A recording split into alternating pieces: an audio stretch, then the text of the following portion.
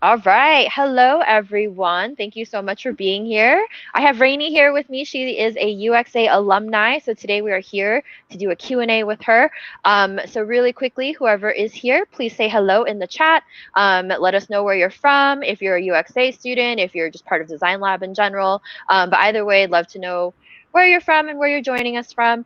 If you do have questions that kind of follow, I guess like follow-up questions from the list of questions I'll be starting off with, feel free to toss your questions in the questions tab. So that way I can make sure I get to them. But yeah, so today Rainey is going to be giving us kind of a background on her journey, like pre-UXA, during UXA, and what life is like currently outside of UXA. So it'll be really exciting because this is our second alumni Q&A that we're doing. For those who attended our SAP webinar for our UXA and Career Services student, Rainey, I believe, went through the Svnt program as well, or something related to that. So if you have questions, follow-up questions from that presentation, feel free to toss those questions at her. But cool, we have people currently in UXA here. We have folks from, going into Design 101. This is awesome. Hello, welcome.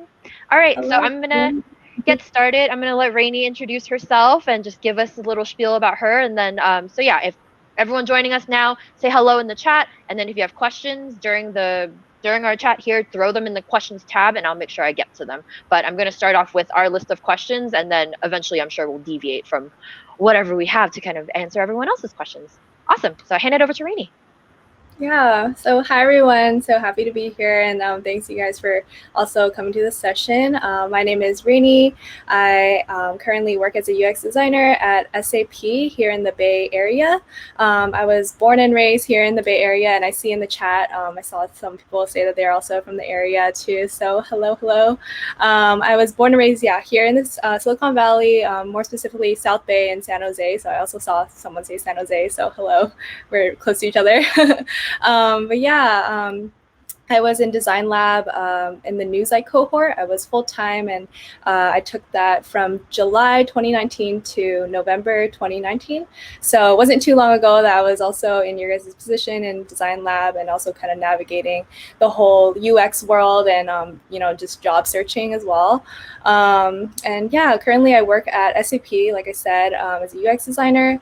I work on specifically SAP Fiori, which is our design system, and I'd be happy to kind of share what I do kind of like day to day as well later on for that as well. But yeah, that's a little bit about me. I graduated, so I grew up here in the Bay, and then I graduated from university at UC Irvine. So I also see some people saying that they're in LA, so kind of familiar with that area too. I graduated just last year in 2019. I had a business administration major, and my emphasis was in marketing. And then, of course, I enrolled in Designlab and kind of made the switch over to UX design. But yeah, if you guys had any questions about kind of navigating from a different career path, feel free to ask me as well. If it's also specifically business or marketing to UX design, be happy to answer any questions regarding that as well. So why the switch? So why the switch from business to UX? Like, what was the appeal? Mm-hmm. Yeah, so in marketing, I kind of jumped around a lot actually. So I was working in marketing, specifically brand marketing. As you guys know, marketing is super broad. There's like digital marketing and all sorts of stuff. I was working in brand marketing, and I had some prior design experience from like high school, and then partly in college too, and then again working in branding. But then I kind of realized that like the work I was doing, it wasn't really exactly, I really enjoyed it. But then also growing up in the Silicon Valley, I was always kind of influenced by this like tech community, and I always kind of had like, just friends or even like friends' parents like talk about like engineering and stuff. So I always kind of knew I wanted to work in the tech space, also just because tech is such a fast-paced environment, and I always that always really interested me. And for me, just personally, I really thrive in like fast-paced environments. Like I love that. So I knew I kind of always wanted to work in tech. I just didn't really know exactly what. And then I found out about UX design through a software engineering friend, and also just some other like from word of mouth. So I kind of did some research on my own time, and then I figured like, oh, I think like UX design, I actually would be like really interested in it. So kind of spent some time exploring that on my own before enrolling in Designlab. which is where I kind of like refine my skills and learn more about the space. Awesome. So we do have someone in the chat who is a digital marketer with experience doing digital transformation, channel planning, and journey mapping, and is trying to make the jump. He'd love to hear how you did it, but also, I guess, your experience from making that transition. Mm-hmm.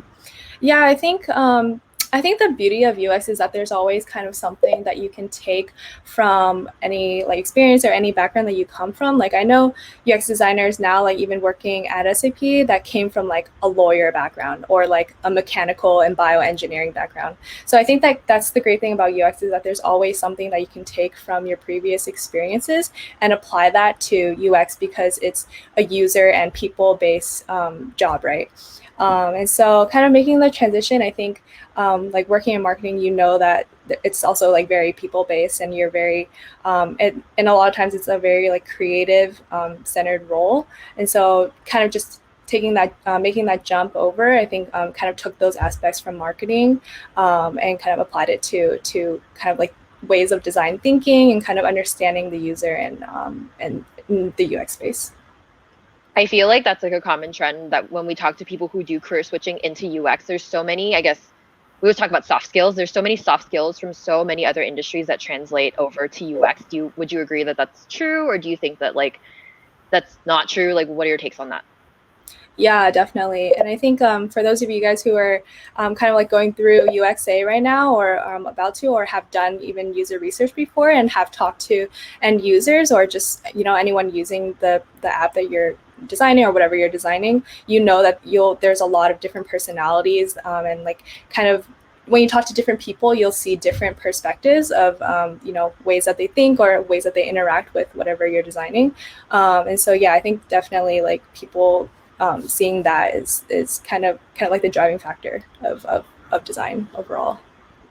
Awesome. And I guess before we lead into other questions, what's I guess like your one or biggest piece of advice for anyone who's considering a career switch, and they just like don't know how to navigate the space? Like what would you tell them?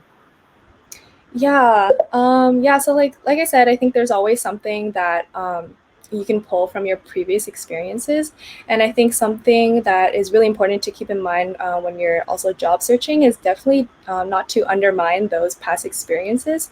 Like there's always something that you can bring in, whether that be like a challenge that you went through for another job or just like people related interactions that you can always kind of word and kind of like use as examples for when you're like interviewing or just talking about your projects even. Awesome. So we're gonna jump into your journey during UXA, and then we'll lead into some of the questions that we're seeing in the questions tab. A lot of it has to do with portfolios and what the job market's like. But let's hear about your journey during UXA first. So overall, how did you, like what made you choose Designlab? And then after choosing Designlab, like what was your biggest takeaway from UXA? What was like the highest point? Yeah, so how I got into UXA, I actually had a friend also go through UX Academy. So I spent some time, so actually let me backtrack a little bit. So before UXA, I was finishing up university and then getting my degree in business. And then I had heard about UX and then I kind of spent some time on my own just working on side projects. And I made my own portfolio. And again, I also had like some design, like branding and like design experience beforehand. So kind of my portfolio at the time was like a mishmash of all of that. But I never really had like formal education in UX because I was studying business in college. So I talked to that friend that took UXA, and then he had a really positive experience as well. And he was currently, or at the time, he was also working at in the industry already, so he was able to give me some insight in that as well.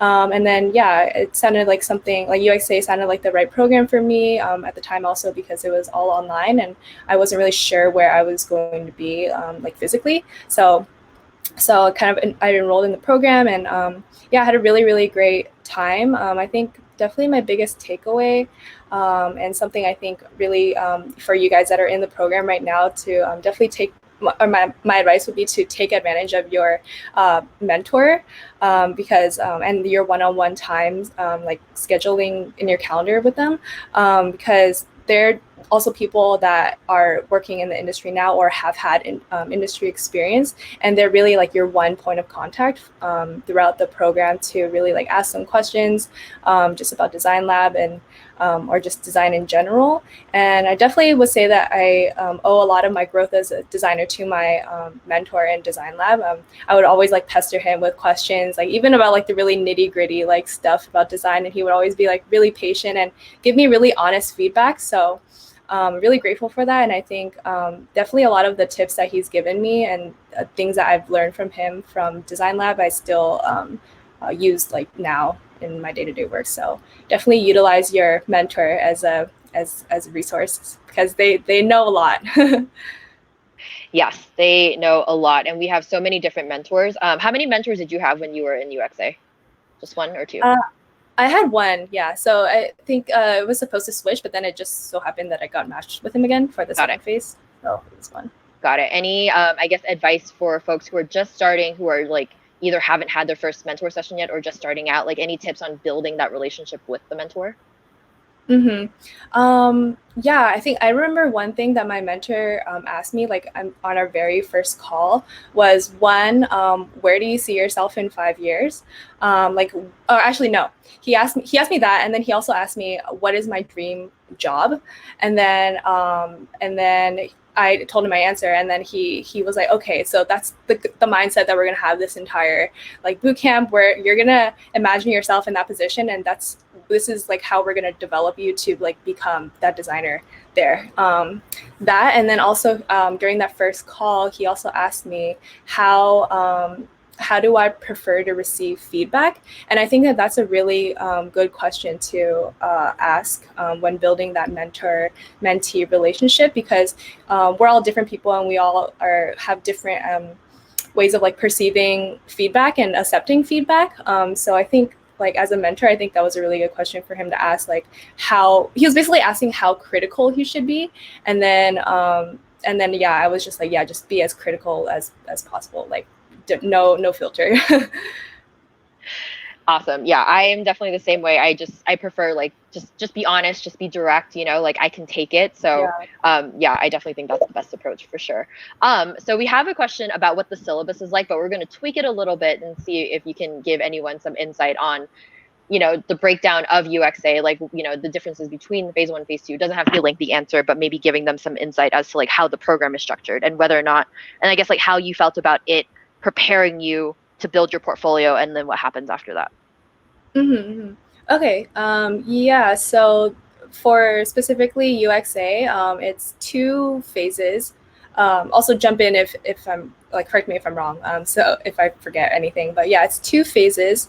And then you jump into career services, correct?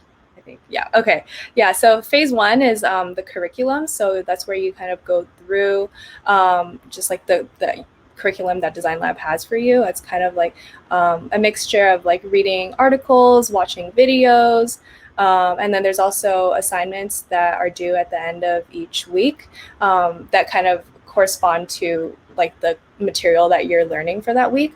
And then and then after that, you move on to phase 2, where you work on capstone projects. So in phase 1, you work on one project throughout the entire phase, and then from end to end.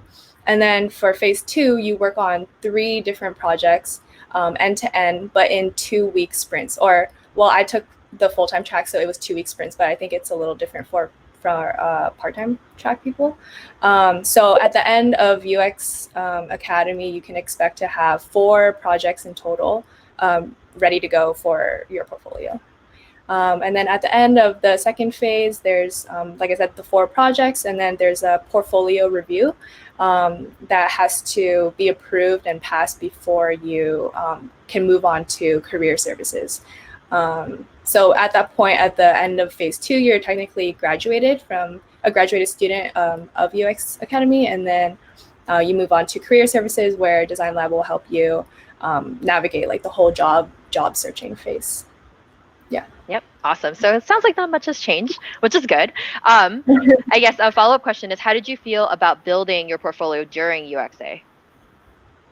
Yeah, I think definitely it was I think building your portfolio is definitely different than working on the kind of like assignments or the little things that go into the project. It's kind of like if you guys are already in UXA, you guys know that like the project is one thing, and then like putting it actually making it presentable in your portfolio is another. Um, yeah, I think my experience, like the whole portfolio process, so it all kind of goes in hand in hand. Though it's like when once you have one piece of one project done, then it's like you kind of can store that in the portfolio. Um, yeah. All right. So we have a follow-up question about your work-life balance. So I guess like your job design life, your design lab balance. So did you balance a job part-time or full-time at the same time you were doing UXA full-time? Yes, I was. So let me think. So I took design lab from July to November. In the beginning of design lab, I was part-time interning for the summer. It was like there was like a 2 week overlap. My internship was ending. It was like the last 2 weeks of my internship, and then I was also doing UXA full time. And then once my internship ended, I started just a regular like part-time job locally.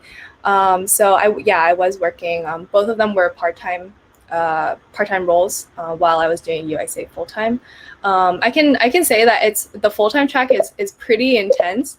For those of you who may be in it right now, you guys know that it's pretty easy to kind of like fall behind just because there's a lot of different like assignments and a lot of like deadlines, and you also have to like wait for your mentor to give you feedback, and then you have to like maybe make revisions. So it's easy to fall behind, definitely. But I think if you kind of plan ahead and time manage yourself and block out parts of your calendar to dedicate to UXA, and you're also doing something else part-time, I think you can definitely balance it. You just have to kind of think ahead and like think about your schedule. Most definitely. That's great because I was going to ask you any tips on time management. But yeah, so anyone who's in the full-time track, like it is quite the hustle, right? I'm sure Rainey can attest to that. All Yeah. right. Oh my gosh, we have a lot of portfolio questions. So I guess we're just going to go in order from how they were asked. So, did you do a lot of pro bono design work to build your portfolio in order to land your first job? So pro bono, like for actual like working with clients outside. Mm-hmm. So I actually, I for my portfolio, I didn't. For the portfolio I created in UXA, I didn't. All the projects that I worked on in there were, I think I just chose actually from the examples that they like the case brief or cases. I don't remember what they called it, The but case that or the project briefs. There you go. yeah, project briefs that they had. I think one or two maybe I kind of tweaked a little bit just to kind of work. I kind of chose projects based on where I felt my weaknesses were. Like if I wanted, at the time I felt like my interaction design skills were kind of my weaker point, so I chose briefs that were kind of like I felt like I could really focus on that more. But yeah, no, I didn't actually have experience working with clients when I made my portfolio at the time. So I guess we have a related question on do you think it's necessary to actually have real world experience? Like, is it is it recommended to get like unsolicited projects? Like what like how like what's your advice on building your portfolio if for those who like feel like they can't actually get real work with a client? Mm-hmm. I think definitely like when you're kind of navigating the this job search world, and definitely from like a recruiter or like just a company point of view, it definitely would look better if you had experience working with clients, just because you can also talk about that experience, like besides the design aspect of your project, like just actually working and interacting with a person. But at the same time, like even if you don't get those like that real world experience, you can definitely still create projects that are really meaningful and valuable, just like the ones that you guys are doing in UXA. um, so yeah, I think that's mainly the difference, is like getting that experience working with real life people. And there are different challenges with that, kind of like even like just reaching out to someone and seeing like where their needs are, in the case that you want to do a project outside. But yeah, there's like there's pros in both. So Yep, definitely. I would agree. All right. Nicola is asking, did you do any other courses or programs outside of Designlab to help build your portfolio? Um, I didn't. No, I didn't. So I had kind of design experience prior. It was all kind of self-learning though up until that point. Now I'm thinking about it because I had experience with like Adobe Creative Cloud and like just like digital design softwares, but all of that was kind of I learned like on the side, just like YouTube videos or just like asking like friends that had experience with like programs as well. But that was like a major reason why I decided to do Designlab and UX Academy because I felt like up until that point, everything I was doing was just like I found resources on my own and just online, but I felt like I really wanted that formal kind of education and also had just have like a mentor and someone like one like resource that I could go to and ask questions about Designlab, so or design in general. So that's why I did UX Academy. Awesome. Prachi is asking, so related back to, I guess, any type of professional or volunteer projects, did you do any professional volunteer projects or volunteer projects while you were studying UX? Were you ever questioned for not having professional UX experience while applying for jobs? While you were studying it, okay, so yeah, like I said during UXA, I actually didn't do any like outside like professional volunteer projects. But prior to Design Lab and UXA, I mentioned that I kind of worked on some side projects on my own. So one of those projects, it wasn't working with a client exactly, but I had my software engineering friend. He was building, he was coding an app. It was a travel itinerary app for one of his senior like projects in school. And then I was just talking to him about it, and I was like, hey, like, do you need a design for this? And then he was like, oh, it's like a nice to have, like when he's like presenting it to his class or whatever. He was like, oh, it'd be nice to have, like it's not necessary, but if you want to do it you can. I was like, oh yeah, like I'll do it, let me do it, because it was like the first time I had like kind of like a, I guess like a motive to even like do a side project. So yeah, not really like exact client experience, but that was kind of like my outside like working with like a developer and kind of seeing how things work like on the back end. Because that relationship between designing and also developing is important too in the real life. I feel like now we're going to get questions about that. So they're probably going to come in soon. But we have two related questions, actually related to Adobe, which is funny that you mentioned it. So I hope it's Kurtaj is asking, must you know how to use Photoshop? And then someone else is asking, would you advise us to learn how to use or learn Photoshop or Illustrator or XD prior to enrolling in UX Academy? Hmm. I think they're kind of like nice to know softwares, but definitely not essential. Like I think there are times like when you're working on projects, it'll definitely be an advantage to have to know how to use those softwares and just kind of like export like different like vectors or PNGs or whatever into Sketch or Figma, which is like the kind of like the industry standards now for UX design. But yeah, like I said, it's definitely not essential. But if I had to give an answer between those three softwares, I think my favorite is Adobe Illustrator for sure.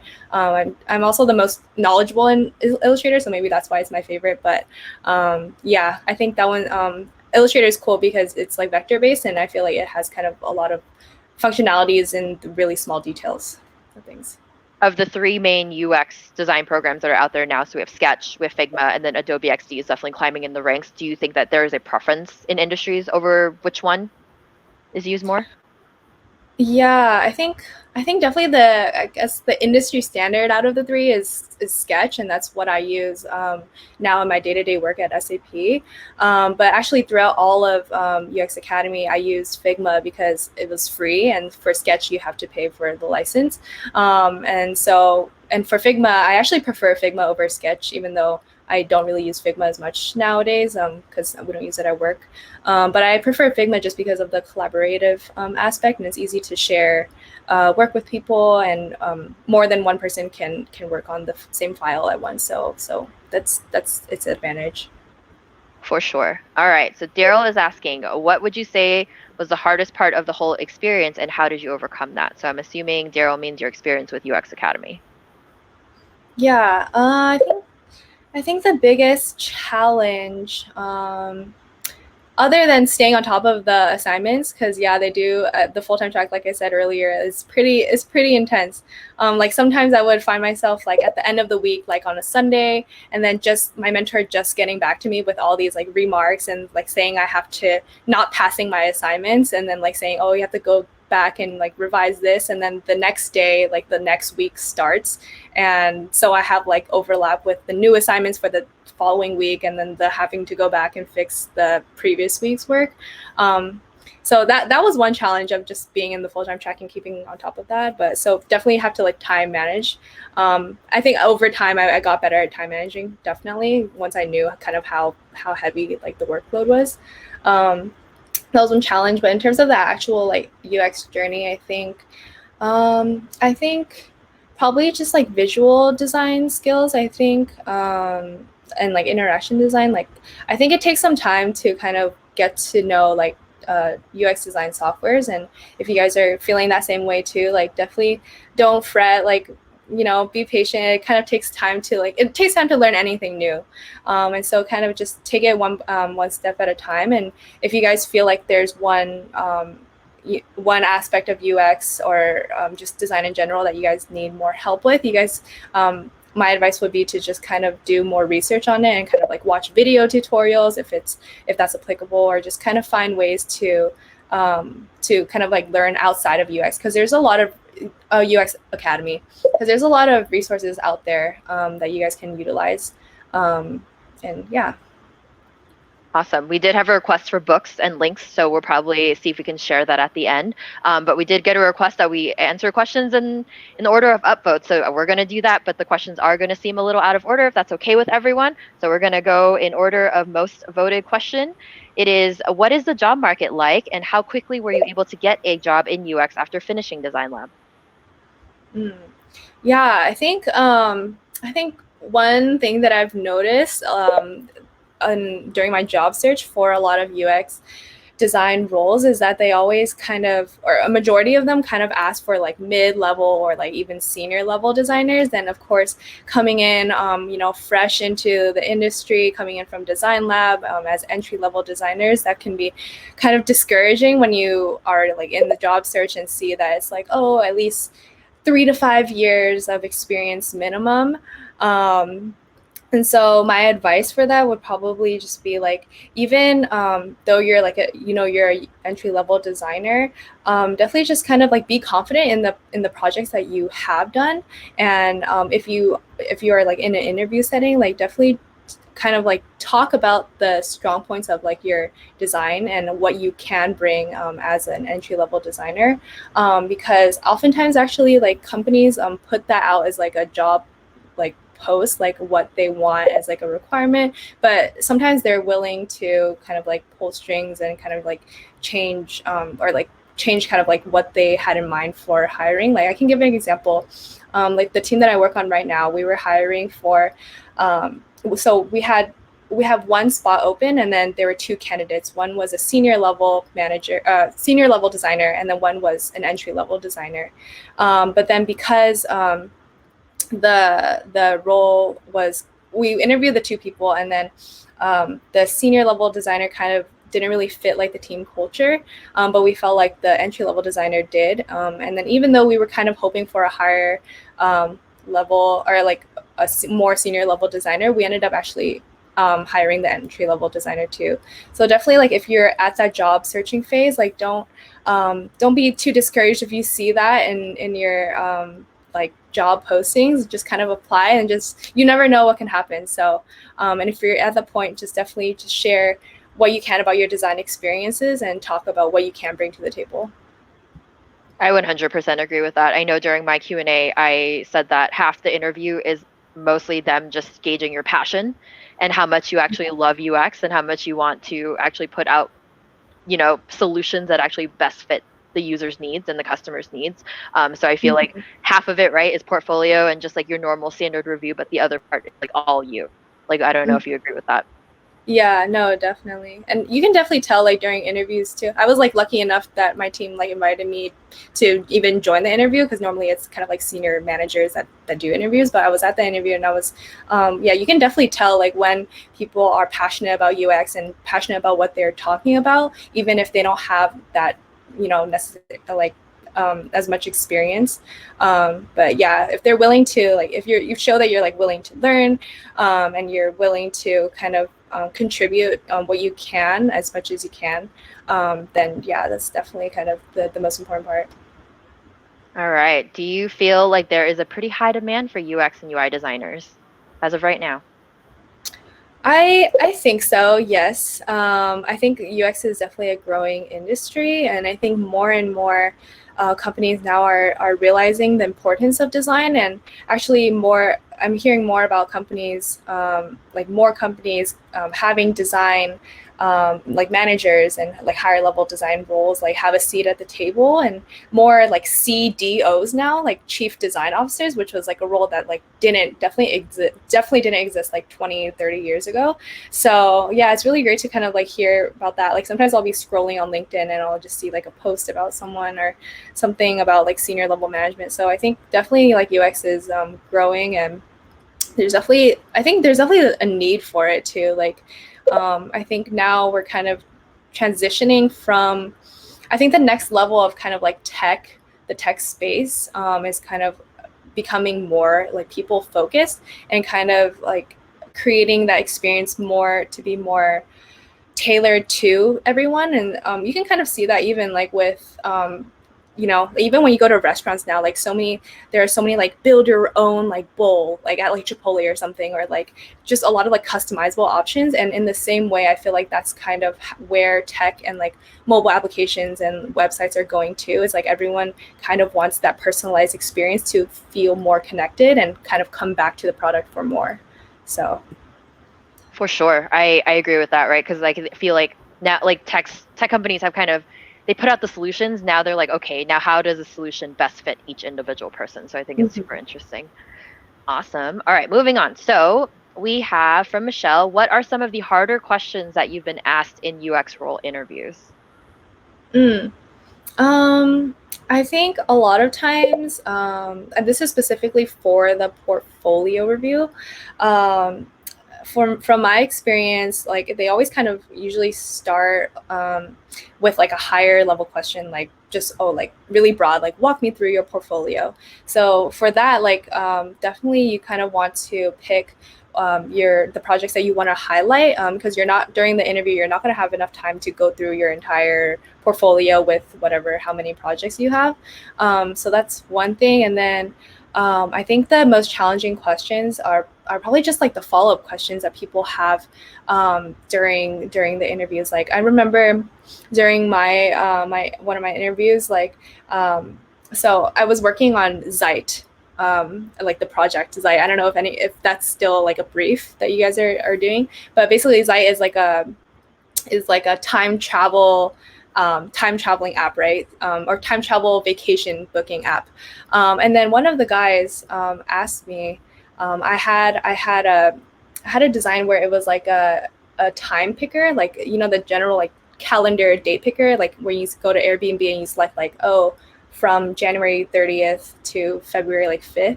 And then the design, ooh, did the connection get lost? Oh, hello. No, you're back. Oh, okay. Yeah, it's like the screen went yellow for a second. Yeah, and then the guy asked me like, "Oh, if you're designing for a time traveling app, why is the calendar like so 2019, like so recent?" And then I was like so baffled at that question, because he was basically asking me how to design for like a futuristic, like non-existent like calendar. But yeah, basically just like questions like that are follow up that you don't think about yourself. I think just you kind of have to, when you're practicing for interviews, kind of just like keep in mind that you're gonna have to think like quickly on your toes, and you could be asked anything. So just really know your projects inside and out. For sure. All right. Switching gears back to, I guess, a comparison between your design lab life and your day-to-day life. So given the intensity level you were talking about with design lab classes, uh-oh. I think we lost Rainey. I'm sorry, everyone. Give me 1 minute. Let me see if I can pull her back in.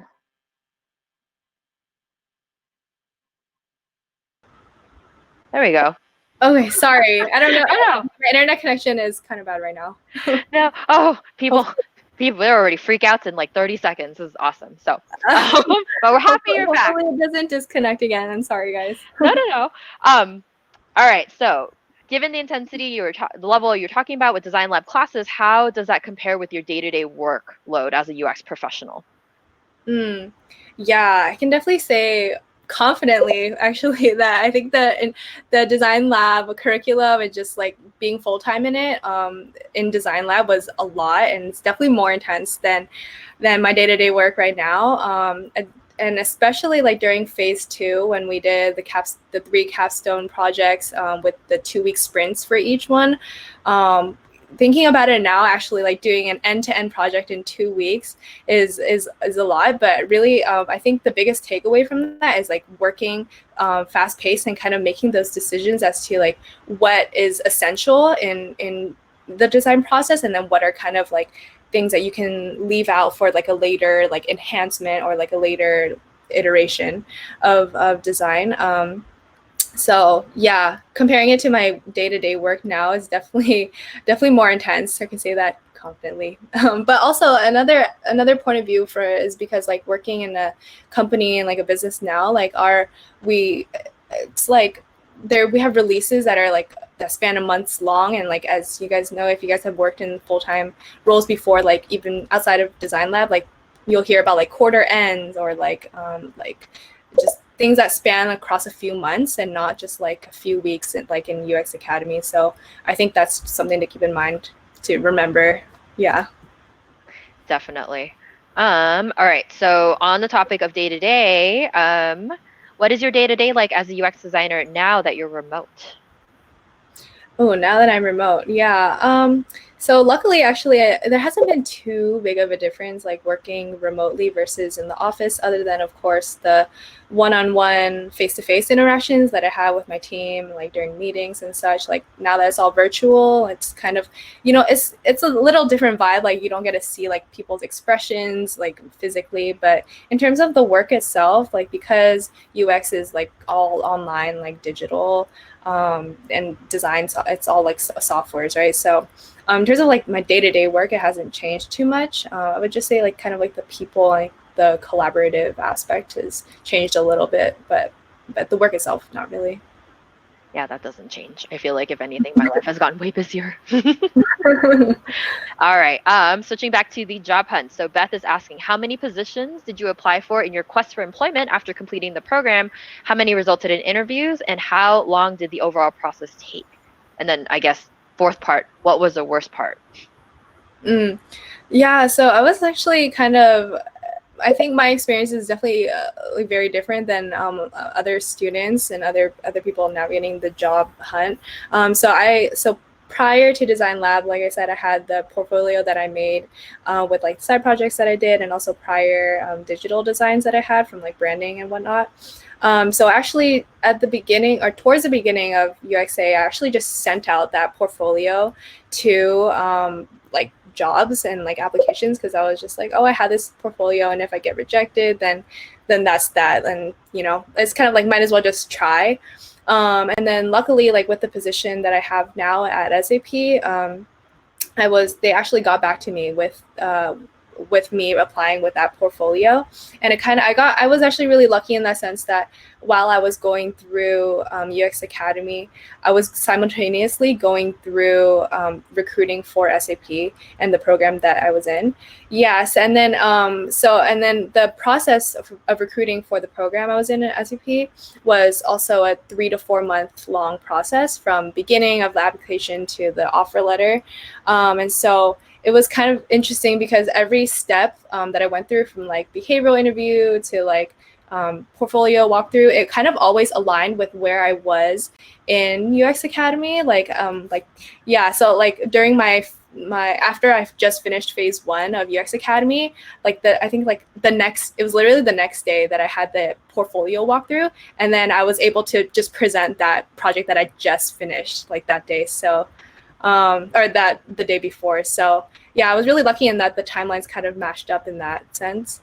So and then yeah, so going back to the question you asked, how many jobs I applied to, I honestly don't know. It was a lot.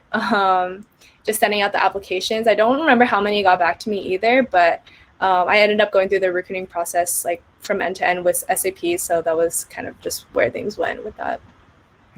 All right, so we have a related question for your SAP interview process. So Christelle is asking, what was the most difficult interview question that you received for SVNT? I think it was that one question that I mentioned earlier about just like I was presenting the time travel project and then they asked me about like the calendar.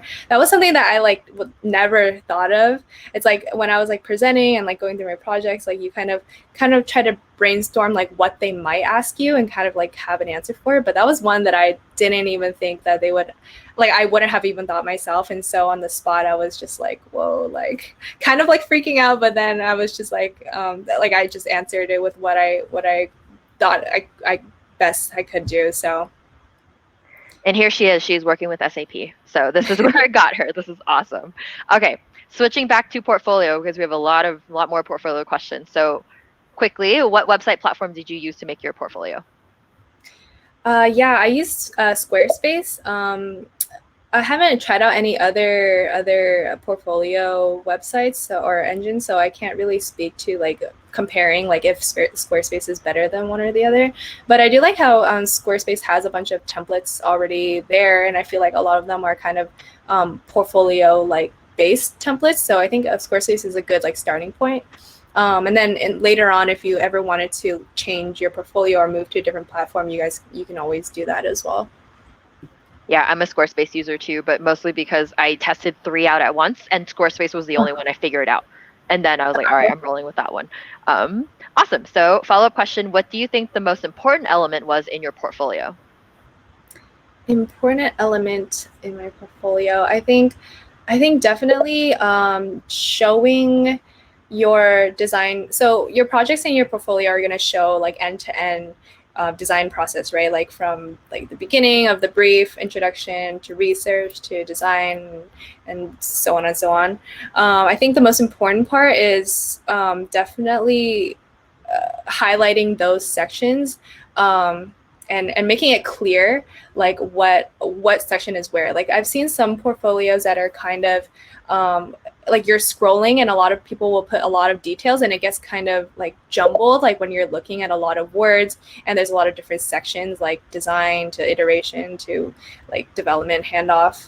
So I think definitely kind of keep things clear in your portfolio, because also like when you're applying to jobs, recruiters will spend like time on it, but they're also looking at other people's portfolios, so they're not going to spend like a whole hour or anything like just looking at your portfolio. So it's really important to map out things clearly so that they can kind of like just like even scan like if they're not going to like read everything.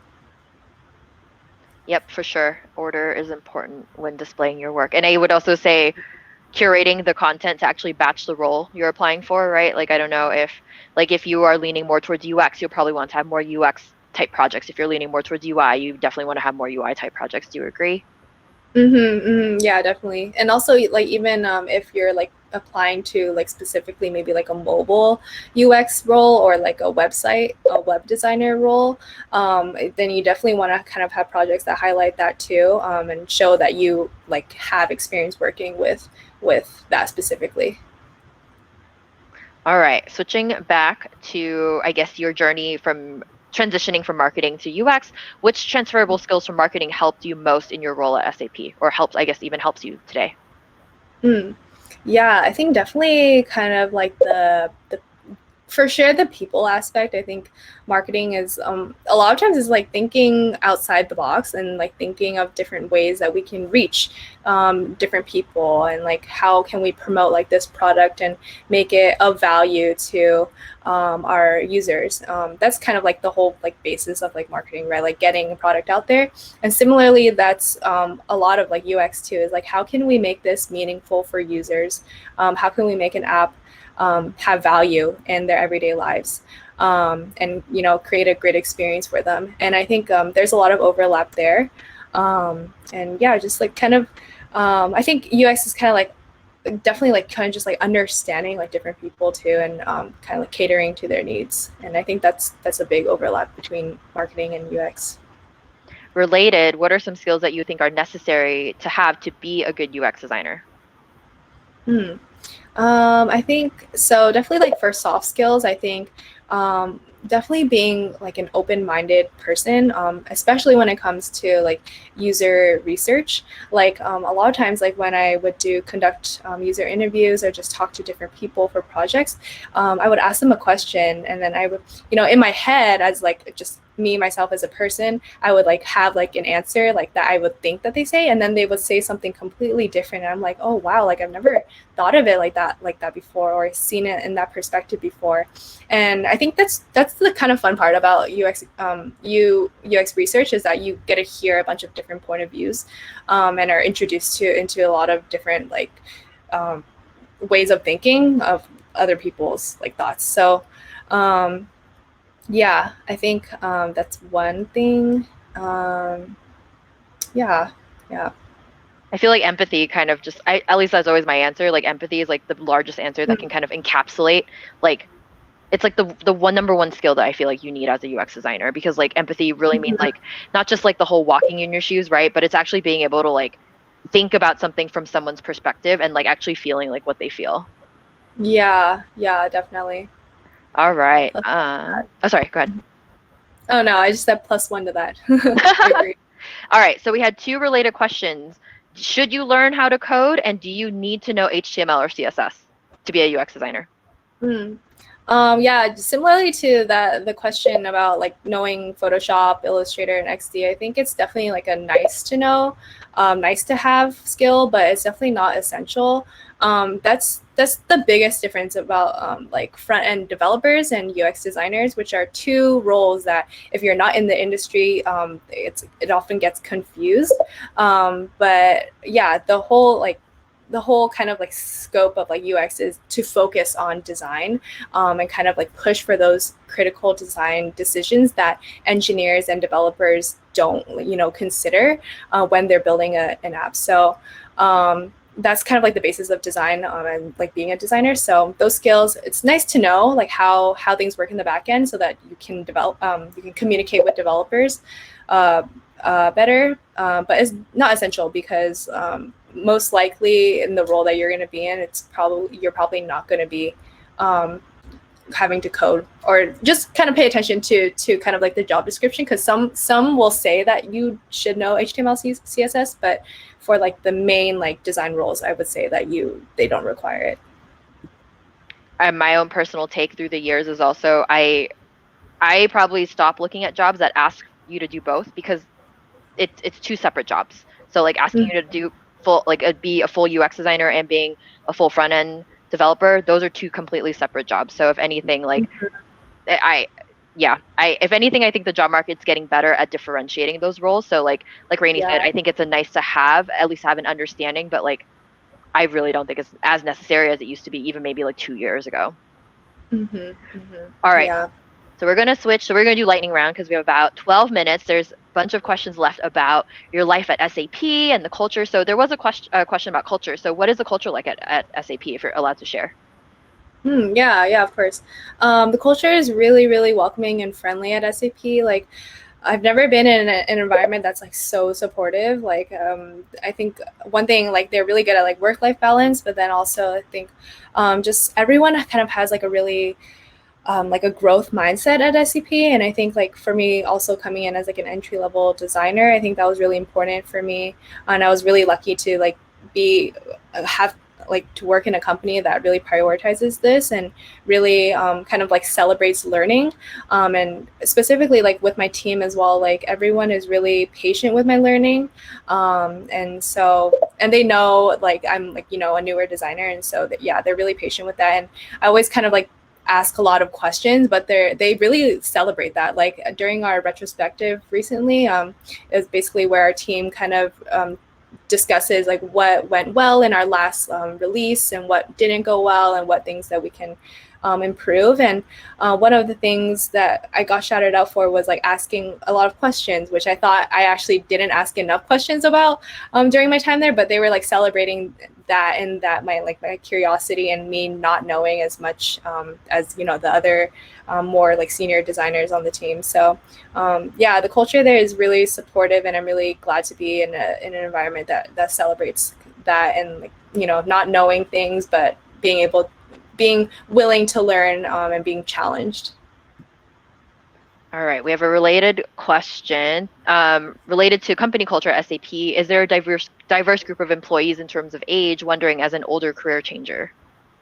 Yeah, there definitely is. So for my team specifically, more of it's kind of like on the younger side, but there's definitely people that I've worked with like on other teams that are older. And yeah, there's definitely a very diverse group of people, because we're a large organization. We have, I think, over 100,000 employees now, like over around the globe. So there's a wide range of people and like ages and diversity, definitely. How often do you get to interact with people from, I guess, other teams and other parts of the world? Yeah, I at SAP I work on 2 different topics right now. So I work on the design system for Android specifically, and then also a conversational UX topic. So that's kind of like chatbots. So when you're like online shopping, I'm sure you guys have seen like there's like a side chat where you can like engage with customer service and you'll get like automated responses. So that's the second product that I work on at SAP, working on the chatbot, and kind of goes into like conversational AI too. So for that topic, I work with people in Beijing. So kind of like the time difference is like, it's funny because like we'll be like ending the workday and then they'll just be starting their workday like at like 7 or 8 a.m. over there. But yeah, I work with them pretty often. And SAP is a German company, and so we're headquartered in Germany. So a lot of our employees are over there too. So we often have calls with them in like Germany as well. Cool. I've never worked for a global company, so it actually sounds really exciting. All right, so we have a few more.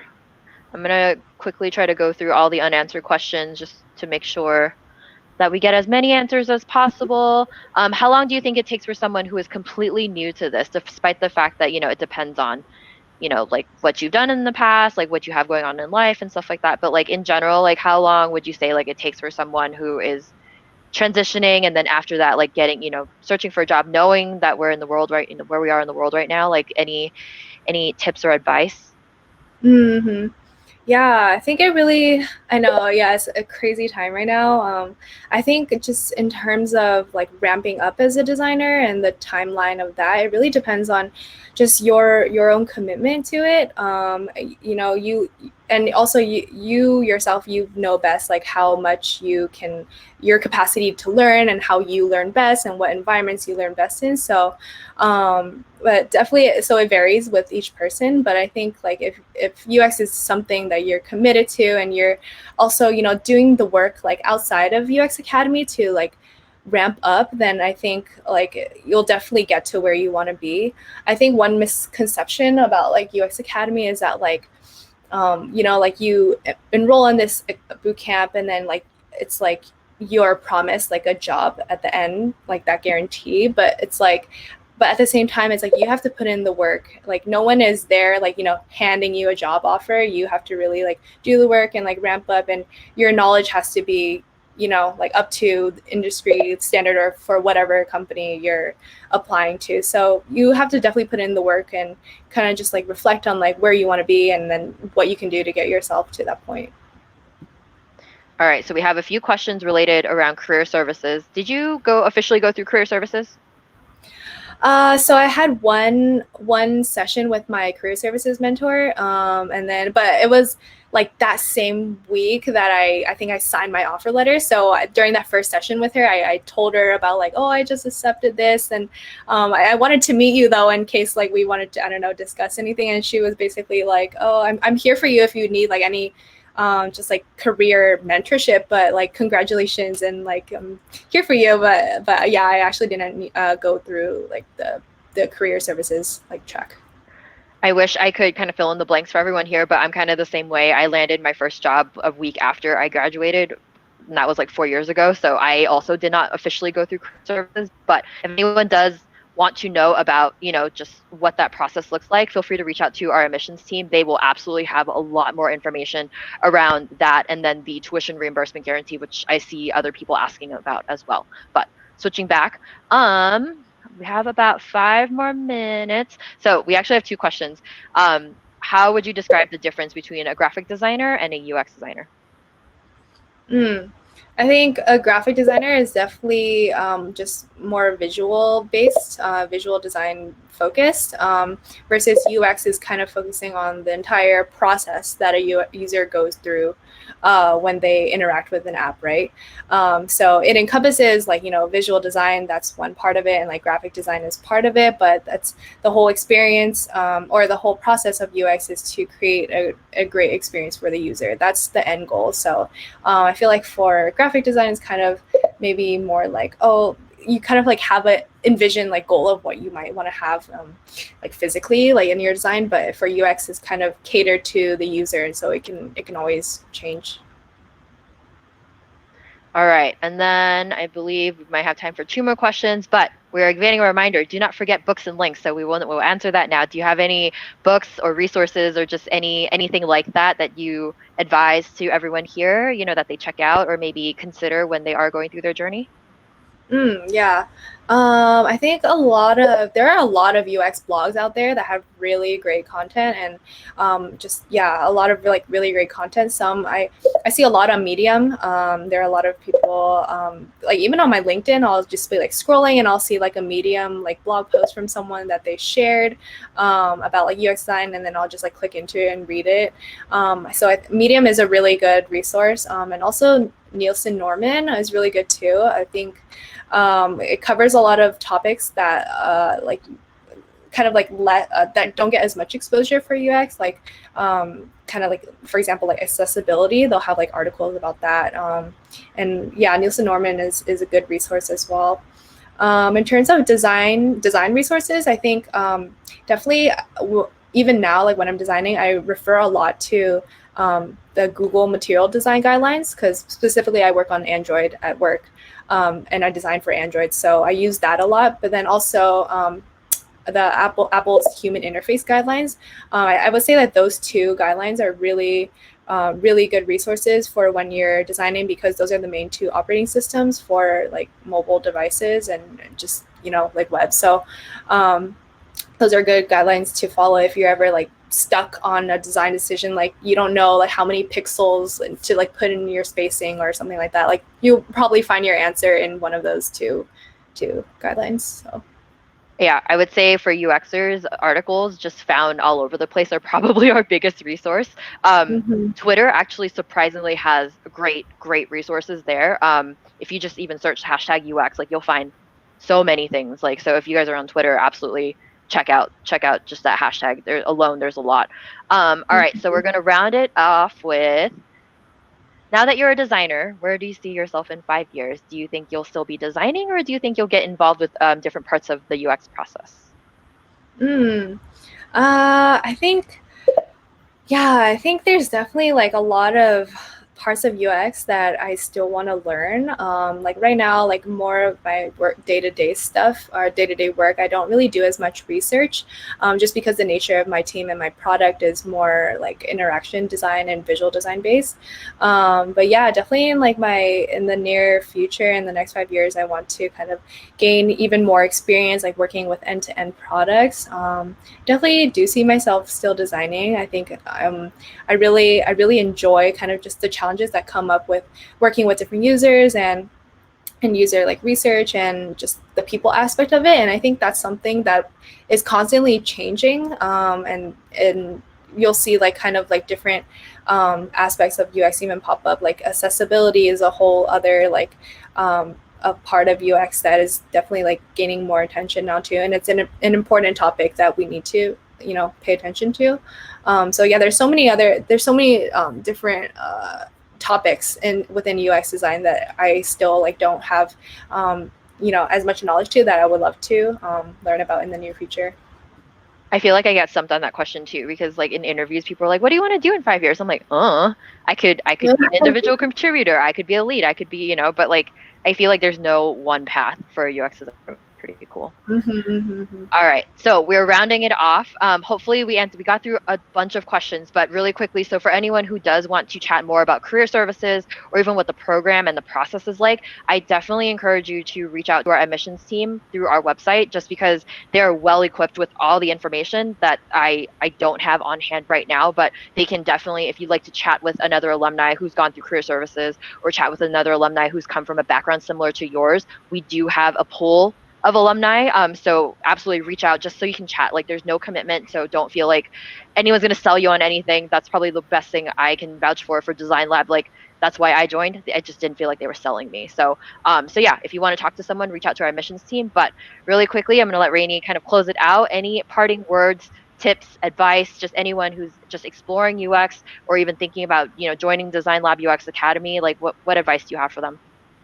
Yeah, I think definitely kind of just like there's a lot of resources, like I said, like online. And so if you're kind of at the point considering if UX is something that you'd like to do, definitely take that time to like sit down and like do your research on it and see what other people are doing like for their projects, see how other people are kind of navigating the space. And then I think that'll definitely like help with your decision as to like, if you want to go into UX or not.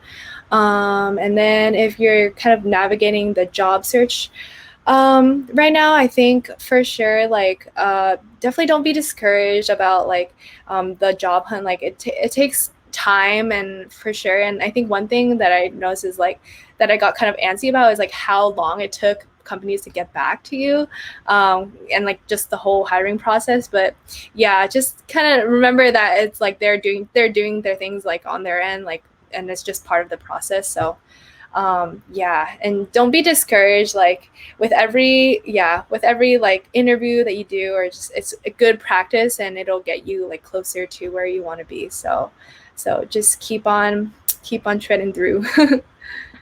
For sure. All right, cool. Thank you again, everyone, so much for being here. Thank you, Rainey, for your time. I know it's in the evening, and for folks who are joining us not from the West Coast and you're much later, thank you so much for being here and spending your evening with us. If anyone is curious, this is recorded, so it will be uploaded to YouTube. I have my own alumni chat uploaded there as well, so feel free to check that out. We will have more, so if you want, like, subscribe to our YouTube channel or just kind of follow our events page, and we're definitely going to have these about once a month. So we will have alumni with all backgrounds, all types of experiences here. We also do mentor chats as well. So we kind of can get some insight from people who've been in the field for a little bit longer than both myself and Rainey. But yeah, so thank you everyone so much again. Thank you, Rainey. And then hopefully I will see everyone soon.